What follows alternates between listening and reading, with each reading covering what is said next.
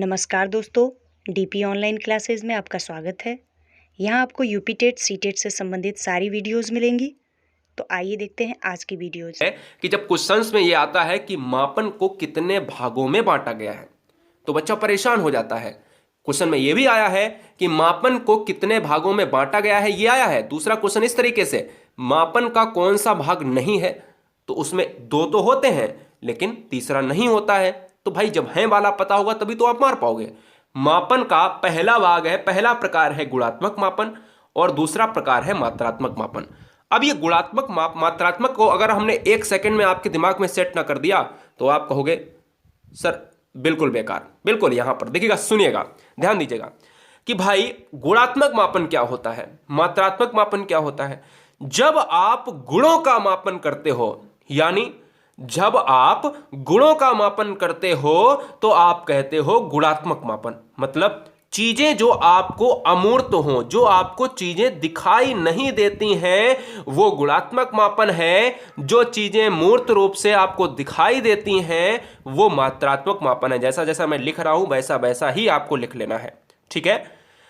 मात्रात्मक मापन में क्या दिखाई देता है? मात्रात्मक मापन में वो चीज है, जैसे मैं कहूं कि इसकी लंबाई इतनी है, राम की लंबाई इतनी है, उसका वजन इतना है, उसका भार इतना है। लेकिन गुणात्मक मापन में उसके गुणों का अंतर किया जाता है। समझ रहे ना, बालक और बालिका, है ना, खट्टा मीठा। तो समझ रहे ना, ये क्या है, उसके गुण की बात होती है, अमूर्त की बात होती है। और मूर्त में क्या होता है, उसके वजन, भार, लंबाई, इनकी मात्रा की मापन होती है। तो जब मात्रा की मापन वो मूर्त होगा, गुणात्मक मापन वो अमूर्त होगा। क्लियर हो गया। अब बात करते हैं दो परिभाषाएं जो इंग्लिश तौर पर भी मैं पढ़ाऊंगा, टेंशन मत लेना। और दो परिभाषाएं ही आती हैं। एक आता है हेल्मस्ट्रेडर की परिभाषा, और पहले हेल्मस्ट्रेडर की परिभाषा देख लेते हैं। क्वेश्चन में यह आता है कि यह किसने कहा था कि मापन को एक प्रक्रिया के रूप में किया जाता है जिसमें किसी व्यक्ति या पदार्थ में निहित विशेषताओं का आंकिक वर्णन होता है। यानी हेल्मस्ट्रेडर ने यह कहा था कि मापन, मैंने आपसे कहा मापन में क्या होना जरूरी है, डिजिट होना बहुत जरूरी है। तो मापन को एक ऐसी प्रक्रिया में रखा गया है जिसमें क्या होता है, आंकिक वर्णन होता है। यानी process of obtaining A numerical descriptions की बात होती है मेरे भाई, ठीक है। न्यूमेरिकल डिस्क्रिप्शन होना बहुत जरूरी है, न्यूमेरिकल नंबर होना बहुत जरूरी है। इंपॉर्टेंट पॉइंट फैक्ट क्या बन रहा है हेल्मस्ट्रेडर से कि आंकिक वर्णन, अंकों की वहां पर विशेषता जरूर हो, अंकों का साझात्मक रूप जरूर होना चाहिए मापन में, ठीक है। क्लियर? जी हां। अब हम बात करते हैं एक और परिभाषा, बहुत ही जबरदस्त परिभाषा आती है। महान मनोवैज्ञानिक व्रेकफील्ड एंड मोरडॉक के अनुसार कहा गया है मापन के द्वारा किसी तथ्य के विभिन्न आयामों को प्रतीक प्रदान करना ही मापन कहलाता है। गाइस सुनिएगा, बहुत बहुत केयरफुली से कह रहा है, विभिन्न आयामों को प्रतीक प्रदान करना, यानी symbol to dimensions of phenomena. बहुत इंपॉर्टेंट है, कह रहा है प्रतीक प्रदान करना ही मापन कहलाता है। यहां पर भी आपके सिंबल्स की, डिजिट्स की बात हो रही है। तो क्लियर ये हुआ कि दो परिभाषाएं इंपॉर्टेंट हैं, एक व्रेकफील्ड की और एक हेल्मस्ट्रेडर की। हम स्टीवेंस की परिभाषा भी लास्ट में डिस्कस करेंगे, टेंशन मत लेना। जो एक और परिभाषा आती है, सबसे पहले जो क्वेश्चंस बनते हैं, ये कहता है, आपसे क्वेश्चन दे देता है एग्जाम्स में, और ये कहता है कि नॉमिनल स्केल की बात आती है या ऑर्डर स्केल की या रेशियो स्केल, निम्नलिखित में से कौन सा स्केल होगा। क्वेश्चंस में ये आपसे पूछ दिया जाता है कि अगर भारत ने पाकिस्तान को 5-0 से हराया तो इसमें कौन सी मापनी होगी। अब ऐसे बच्चे परेशान हो जाते हैं। तो सुनिएगा कि मापन के स्तर की अगर हम बात करें तो सबसे पहला आता है नामित अथवा शाब्दिक मापनी। नामित अथवा शाब्दिक मापनी का मतलब होता है कि नामित का मतलब समझ रहे ना क्या होता है भाई, सिंपल सी बात है कि गुणों के आधार पर जिसको मापा जाए, गुणों के आधार पर जिसको मापा जाए, हम उसको कहते हैं नामित मापन। कैसे कि नामित मापनी में यहां पर नॉमिनल मेजरमेंट की बात करी है, तो नॉमिनल मेजरमेंट में क्या होता है कि गुणों के आधार पर ही मापन कर दिया जाए तो उसे हम नामित मापन कहते हैं। जैसे गुण की बात करें, कैरेक्टर की बात करें, तो हम कहते हैं कोई चीज अपने में किस तरीके की है, तो आप कहोगे यह चीज खट्टी है ना। तो संतरा अगर खट्टा है, नींबू अगर खट्टा है, तो उसका क्या ये है, ये उसका गुण होता है। यानी गुण क्या है उसका, कि वो मीठा है, वो खट्टा है। तो भाई हमने कहा गुणों के आधार पर जो हो जाए वो है नामित मापन। बालक और बालिका का मापन, बालक और बालिका का मापन खट्टा मीठा इत्यादि के, है ना, खट्टा मीठा पन लिखा है यहाँ पर, पिन हो गया है, पन होना चाहिए, ठीक है, क्लियर, कोई बात नहीं। तो ये क्या होते हैं सर, ये होते हैं गुण, क्लियर। तो वो हो जाएगा आपका नॉमिनल मेजरमेंट, नापित मापन। चलते हैं अब हम क्वेश्चंस की बात करेंगे, यहां पर पॉइंट की बात करेंगे दूसरे, जो एग्जाम्स में कैसे आता है, क्वेश्चंस कैसे पूछता है आपसे। क्वेश्चंस ये पूछता है कि क्रिकेट की रैंकिंग में एक चार्ट लगाया गया है विद्यालय के बाहर या फिर ऑफिस के बाहर, जिसमें कुछ खिलाड़ियों की रैंकिंग दी गई है, और यह किस प्रकार की रैंकिंग होगा, किस प्रकार का मापन आएगा। तो यह क्या होता है, क्रमित मापन होता है, ठीक है, याद रखिएगा। क्रम को आधार बनाकर जो मापन किया जाए वो क्या होता है, क्रमित मापन होता है। यानी कैसे, कि क्रम का आधार यह है कि टॉपर अगर रिजल्ट आया है तो टॉपर फर्स्ट होगा तो वो फर्स्ट होगा, और उसके आधार पर दूसरा देखा जाएगा कि उसके बाद कौन सा है, सेकंड है, और तीसरा देखा जाएगा कि थर्ड कौन सा है, थर्ड है। यानी क्रम नहीं बदला, यानी 3 टॉपर होते हैं, पहला, दूसरा, तीसरा। तो ये क्रम आपका जो चल रहा है कि इसके बाद राम आएगा, राम के बाद श्याम आएगा, तो ये क्या होता है, क्रमित मापन होता है। कक्षा में सबसे ज्यादा अंक पाने वाले की सूची, अगर किसी ने 60 किए हैं, फिर 59 आए हैं, है ना, इस तरीके से जो आपकी सूची बनती है, क्रम होता है, क्रम भंग नहीं होना चाहिए, वहां पर क्रमित मापन होता है। क्वेश्चन में ये आया कि सुंदरता प्रतियोगिता हो रही है, तो कौन सा आया है, फर्स्ट आया है, सेकेंड आया है, थर्ड आया है। तो ये सभी प्रकार के जो एग्जाम्पल्स हैं, ये सभी प्रकार के पूछे जाने एग्जाम्पल्स से पूछे जाने वाले क्वेश्चंस हैं, और इसमें अगर पूछा जाए तो कौन सा होगा, क्रमित मापन होगा, ऑर्डिनल मेजरमेंट होगा, क्लियर, बहुत बढ़िया। अब हम बात करते हैं तीसरा, सेकेंड, थर्ड की बात करेंगे, सेकेंड लास्ट की बात करेंगे, अंतराल मापन की बात करेंगे। अंतराल मापन में क्या होता है, बहुत सारे बच्चे परेशान हो जाते हैं, क्वेश्चंस कई बार एग्जाम में आया है कि 100 से 200 अंक वाले जो बच्चे हैं, विद्यार्थी हैं, उनकी संख्या अगर 10 है तो इसमें कौन से मापन की बात करी गई है। तो ध्यान दीजिएगा, अंतराल मापन ये कहता है, इंटरवल मेजरमेंट की बात यह होती है कि निश्चित अंतराल पर मापा गया मापन, एक निश्चित अंतराल की बात कर रहा है, मतलब इसमें एक जो गैप होगा, वो क्या होगा, बिल्कुल एक्यूरेट, बिल्कुल निश्चित होगा, अनिश्चित नहीं होगा, ठीक है। जैसे आपसे क्वेश्चन पूछा जाए कि 1 से 50 अंक वाले विद्यार्थी की संख्या 5 है, तो हमें यह बता रहा है कि 1 से 50 के जो बीच में, यानी ये क्या है, ये कहीं ना कहीं एक्यूरेट पोजीशन दी गई है, एक निश्चित अंतराल की बात करी गई है।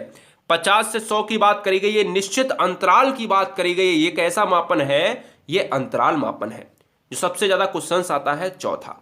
आप ध्यान दीजिएगा, अंतराल मापन।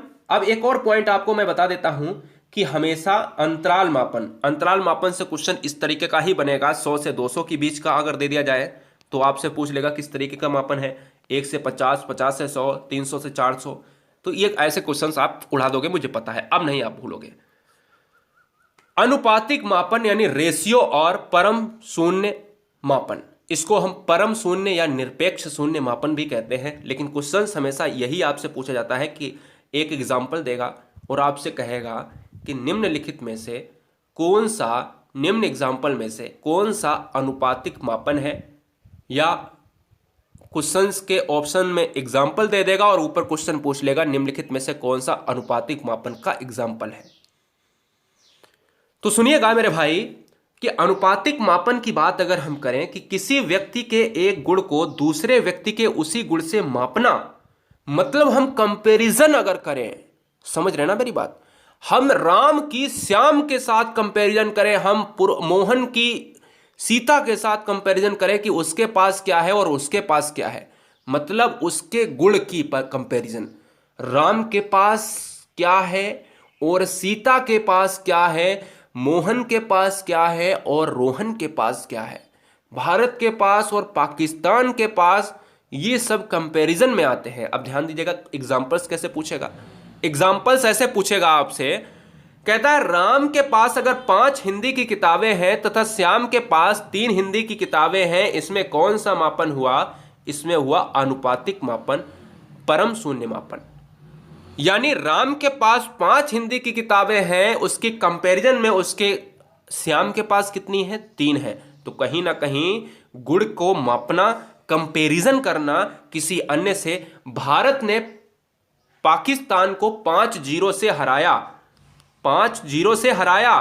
तो हम कह सकते हैं कि भारत के जीतने की अपेक्षा अगर देखा जाए तो पाकिस्तान किस कंडीशंस पे है? 0 पर है, तो इसको हम कह सकते हैं परम शून्य। तो वो भी हमारा राइट आंसर क्या हो जाएगा? अनुपातिक मापन हो जाएगा। क्लियर? जी हाँ, समझिएगा इस चीज को बहुत अच्छी तरीके से। मापन की विशेषताएं, क्या इसकी जो है विशेषताएं हो सकती हैं? यहां पर क्वेश्चंस हो सकता है मे भी कभी पूछ लिया जाए, इसलिए पूरा ज्ञान लेना बहुत इंपॉर्टेंट है। अधूरा ज्ञान जहर होता है। मापन की विशेषताएं की बात करें, आपको नीचे प्लेलिस्ट मिल जाएगी। हर टॉपिक राष्ट्रहित में, हर टॉपिक बिना किसी चार्जेस के पढ़ाया है।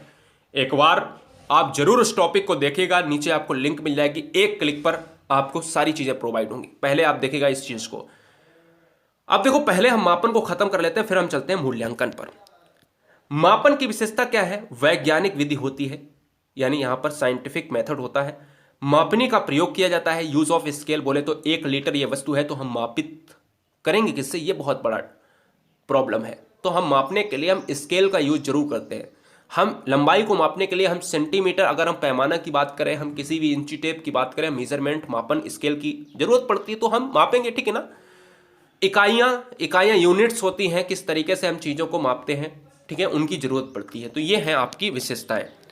अब हम बात करते हैं मूल्यांकन। मूल्यांकन क्या है? ये सबसे बहुत महत्वपूर्ण टॉपिक है।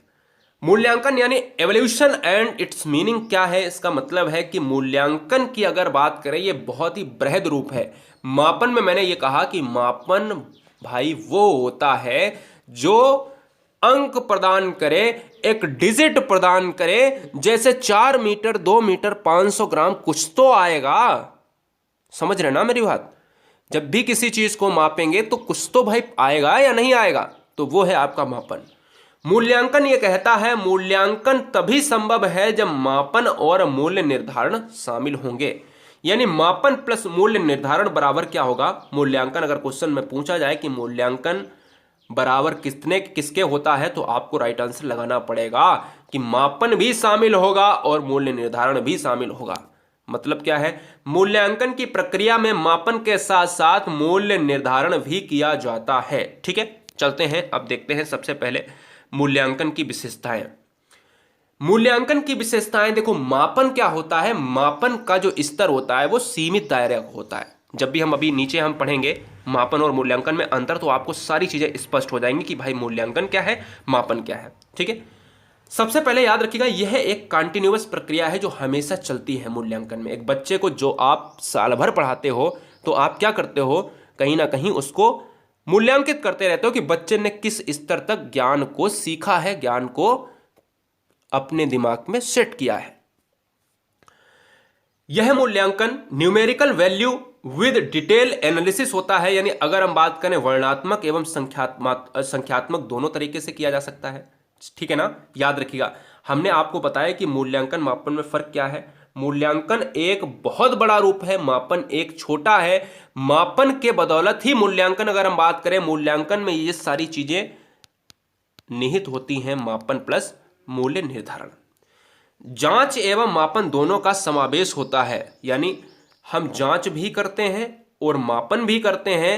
किसमें शामिल होगा? मूल्यांकन में शामिल होगा। Testing and measurement both are included. किसमें? एवोल्यूशन में। बहुत अच्छे।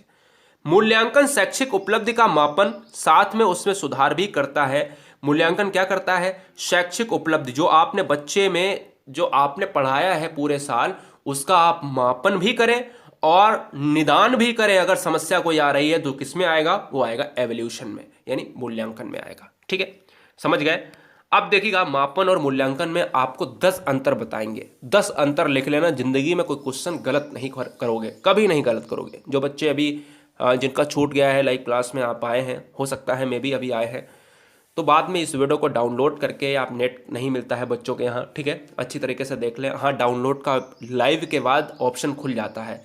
ये यूट्यूब की पॉलिसीज़ होती हैं कि लाइव के समय कोई भी डाउनलोड नहीं कर सकता है, ठीक है, याद रखिएगा, ये पॉलिसी होती है। क्योंकि भाई वीडियो अपलोड होता है लाइव के बाद, और जब अपलोड ही नहीं होगा तो डाउनलोड कैसे आ जाएगा? आप सिंपल सी बात समझो। अब बात करते हैं मूल्यांकन एवं मापन में अंतर। तो मूल्यांकन एवं मापन में अंतर आप समझ लेना, पहले वाले से ही क्वेश्चन से ही पहला और 10वां बहुत इंपॉर्टेंट है, ध्यान दीजिएगा। मूल्यांकन का क्षेत्र व्यापक होता है क्योंकि मूल्यांकन में मापन खुद ही सम्मिलित होता है। मापन का क्षेत्र सीमित होता है, व्यवहार के कुछ ही आयामों और प्रतीक प्रदान करता है। मतलब मूल्यांकन का जो क्षेत्र है वो व्यापक होता है, निरंतर चलने वाली प्रक्रिया है, और मापन का क्षेत्र सीमित होता है और इसमें हम डिजिट का प्रयोग करते हैं, ठीक है ना। अब समझो कैसे। हम ये कहते हैं मापन में डिजिट का प्रयोग करते हैं और इसमें हम वैल्यू का प्रयोग करते हैं, व्हाट वैल्यू। और इसमें हम कहते हैं कि राम 85 अंक लाया है, और इसमें हम कहेंगे राम का कक्षा में स्थान क्या है। समझ रहे ना? समझो, धीरे धीरे आएगा, कैसे समझाएंगे आपको, देखिएगा। मापन क्षेत्र व्यापक है, वो मूल्यांकन क्षेत्र व्यापक है और मापन क्षेत्र सीमित है। मापन में अंकों का प्रयोग होता है और मूल्यांकन में मापन खुद ही शामिल होता है। क्लियर? याद रखिएगा। दूसरा पॉइंट ये कह रहा है मूल्यांकन एक सतत एवं निरंतर चलने वाली प्रक्रिया है, यानी मूल्यांकन हमेशा चलेगी, हमेशा, जैसे विकास चलता है। मापन सतत प्रक्रिया नहीं है, बल्कि क्या है, बल्कि यहां पर लिख लेना, बल्कि यह मूल्यांकन प्रक्रिया का एक अंग है। मतलब कह सकते हैं कि इसका यहां पर मेन कौन है? मेन मूल्यांकन है। तो मापन एक भाग है मूल्यांकन का, जबकि यह एक लिमिट समय तक चलती है और यह एक अनलिमिट समय की बात करता है, निरंतर चलती है। तीसरा पॉइंट और कंफर्म हो जाएगा, कैसे? मूल्यांकन के गुणात्मक तथा परिमाणात्मक दोनों ही प्रकार, पहले हम इसको देख लेते हैं। मापन में परिमाणात्मक निर्णय लिए जाते हैं, यह केवल संख्यात्मक मान होता है, जैसे राम ने कक्षा में 70% 70 नंबर प्राप्त किए, 70 नंबर प्राप्त किए, तो यह एक संख्यात्मक मान है। और इसमें क्या है, मूल्यात्मक में गुणात्मक गुण भी होते हैं और परिमाण यानी संख्या भी होते हैं, क्योंकि मापन तो इसी का भाग है, संख्या भी इसी में होती है। और यह संख्यात्मक और वर्णात्मक दोनों ही प्रकार का होता है। हमने आपसे कहा मूल्यांकन बराबर मापन प्लस मूल्य निर्धारण, ठीक है, टेस्टिंग एंड मेजरमेंट दोनों होते हैं। अब बात करेंगे पॉइंट नंबर नेक्स्ट की। मापन में मूल्यांकन हेतु आंकड़े उपलब्ध करा जाते हैं कि भाई आंकड़े क्या हो सकते हैं, 1 से 50 हो सकते हैं, 50 हो सकते हैं, 2 metre, 3 metre, 4 metre, 5 metre, 6 metre, 15 metre, है ना, 500 ग्राम, 4 लीटर, 500 लीटर। तो ये क्या है? ये आंकड़े हैं।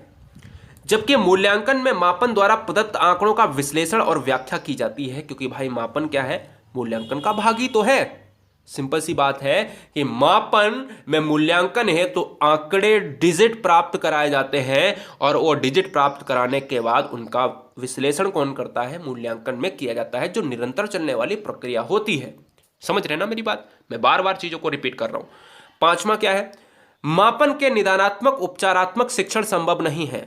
मापन, क्योंकि भाई लिमिट समय तक की बात होती है, और ये डिजिट केवल अंक प्रदान करवाता है, ये केवल ये देखता है कि बच्चे में कितनी शैक्षिक उपलब्धि है। ये उपचारात्मक नहीं देखता है, निदानात्मक नहीं करेगा।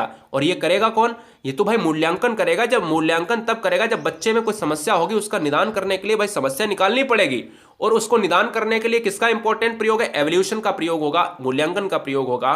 तो भाई सिंपल सी बात है, अगर क्वेश्चन में ये आए कि निम्नलिखित में से किसमें निदानात्मक शिक्षण संभव है, किसमें उपचारात्मक शिक्षण संभव है, तो मापन में नहीं है, एवोल्यूशन में है, मेजरमेंट में नहीं है, एवोल्यूशन में है, मापन में नहीं है, मूल्यांकन में है। ठीक है, समझ रहे ना? क्वेश्चन पॉइंट नंबर 6, मापन एक साधन है, अपने आप में एक साध्य नहीं है।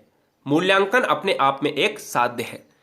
भाई साधन है मापन कि हम स्केल से हम इसकी लंबाई माप सकते हैं कि इस बच्चे की लंबाई 5 मीटर है। हम ये माप सकते हैं कि कहीं ना कहीं वो चीज 2 लीटर है। ये साध्य नहीं है। और मूल्यांकन क्या है?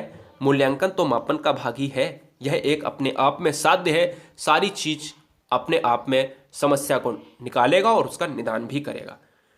तो इंपॉर्टेंट पॉइंट यह है कि मापन का विश्लेषण कौन करता है? मूल्यांकन करता है। पॉइंट नंबर 7, मापन एक कार्य साक्ष्यों का एकत्रीकरण करता है मापन, और मूल्यांकन क्या करता है, विश्लेषण करता है। वही पॉइंट हो जाएगा जो मैंने आपको बताया कि मापन का कार्य क्या है, एकत्रीकरण करना, और मूल्यांकन का कार्य, एवोल्यूशन का कार्य क्या है, उसका निष्कर्ष निकालना, विश्लेषण करना।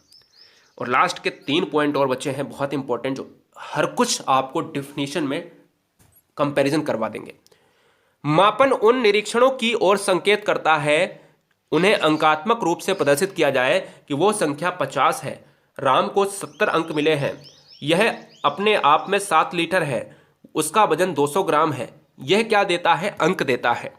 और मूल्यांकन के अंतर्गत अंकात्मक एवं गुणात्मक दोनों ही प्रकार के आ जाते हैं, यानी मापन एक भाग किसका है, मूल्यांकन का भाग है। वही बात रिपीट करूंगा जिससे कोई भी चीज आपकी मिस ना हो एग्जाम में, ठीक है, याद रखिएगा।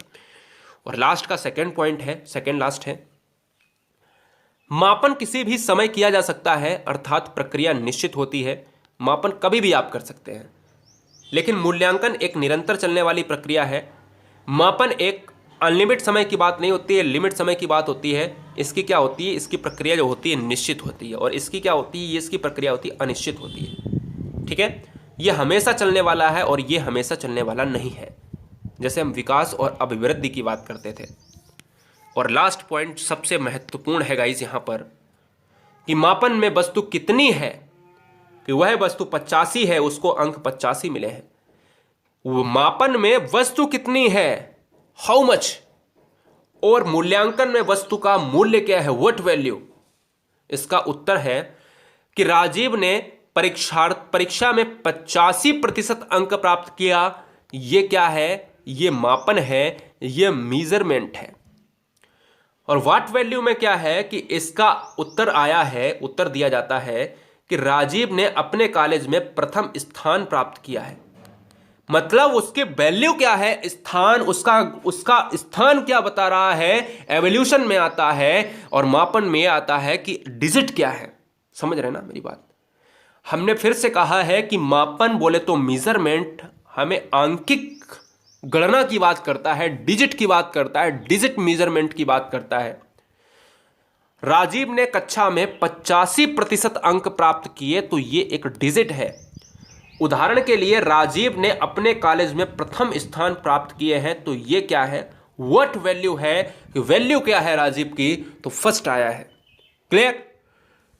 ऐसा टॉपिक, इस तरीके से टॉपिक आपके दिमाग में सेट किया ना, बस अपना। दोस्तों ऐसे ही हमारे और वीडियोस देखने के लिए हमारे चैनल को लाइक करें, सब्सक्राइब करें